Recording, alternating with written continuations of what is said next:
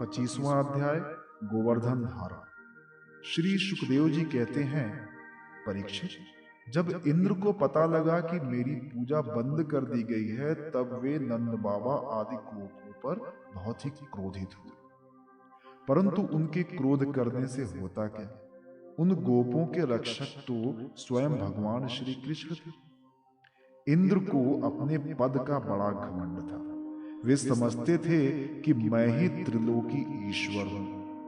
उन्होंने क्रोध से तिलमिलाकर प्रलय करने वाले मेघों के संवर्तक नामक गढ़ को व्रज पर चढ़ाई करने की आज्ञा दे दी और कहा, ओह, इन जंगली ग्वालों को इतना घमंड! सचमुच यह धन का ही नाश है। भला देखो तो सही, एक साधारण मनुष्य कृष्ण के बल पर इन्होंने मुझ देवराज का अपमान कर डाला।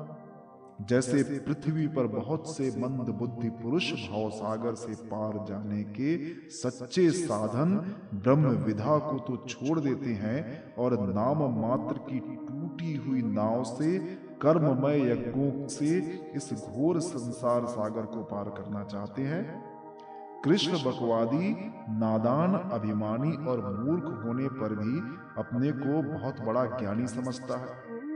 वो स्वयं मृत्यु का ग्रास है, फिर भी उसी का सहारा लेकर इन अहिरों ने मेरी अवहेलना की है। एक तो ये यूं ही धन के नशे में चूर हो रहे हैं, दूसरे कृष्ण ने इनको और बढ़ावा दे दिया। अब तुम लोग जाकर इनके इस धन के घमंड और हेकड़ी को धूल में मिला दो तथा उनके पशुओं का संहार कर डालो। मैं भी तुम्हारे पीछे पीछे एरावत हाथी पर चढ़कर नंद के व्रज का नाश करने के लिए पराक्रमी मरुदगणों के साथ आता हूं। श्री सुखदेव जी कहते हैं, परीक्षित, इंद्र ने इस प्रकार प्रलय के मेघों को आज्ञा दी और उनके बंधन खोल दिए। अब वे बड़े वेग से नंद बाबा के व्रज पर चढ़ आए और मूसलधार पानी बरसाकर सारे व्रज को पीड़ित करने लगे। चारों ओर बिजलियां चमकने लगी, बादल आपस में टकराकर कड़कड़ाने लगे और प्रचंड आंधी की प्रेरणा से वे बड़े बड़े ओले बरसाने लगे।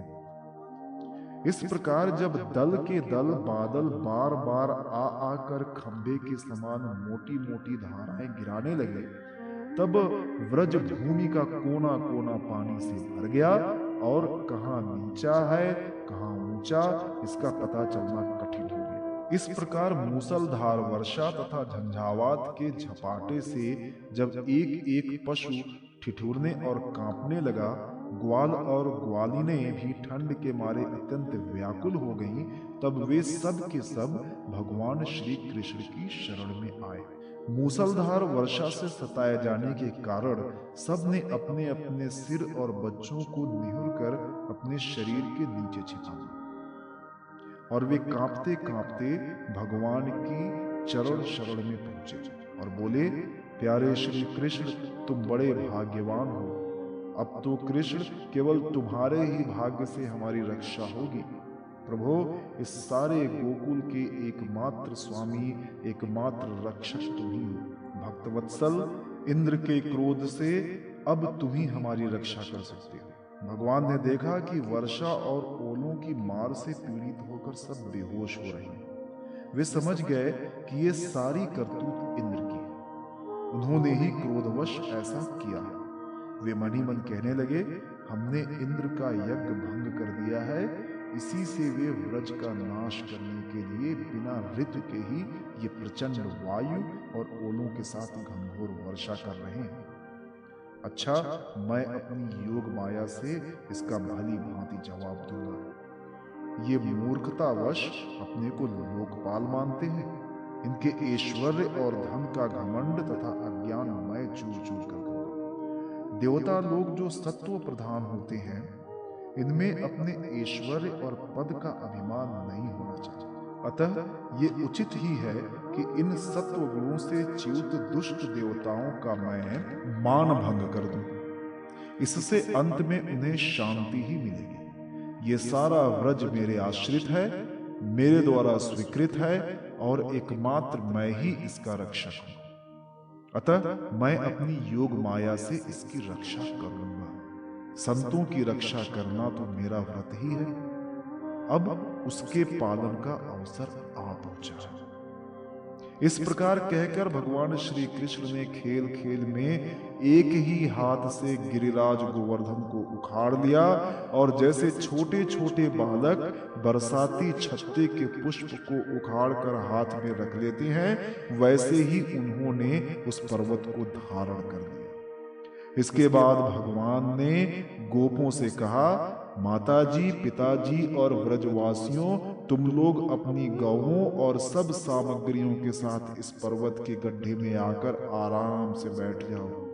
देखो, तुम लोग ऐसी शंका न करना कि मेरे हाथ से यह पर्वत गिर पड़ेगा।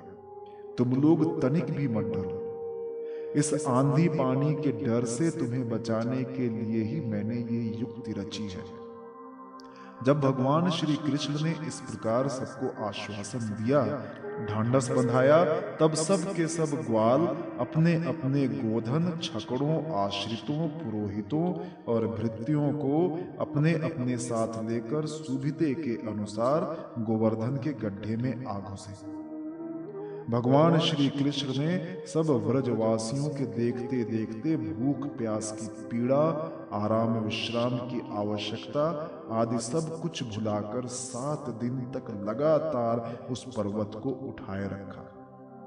वे एक डग भी वहां से इधर उधर नहीं हुए।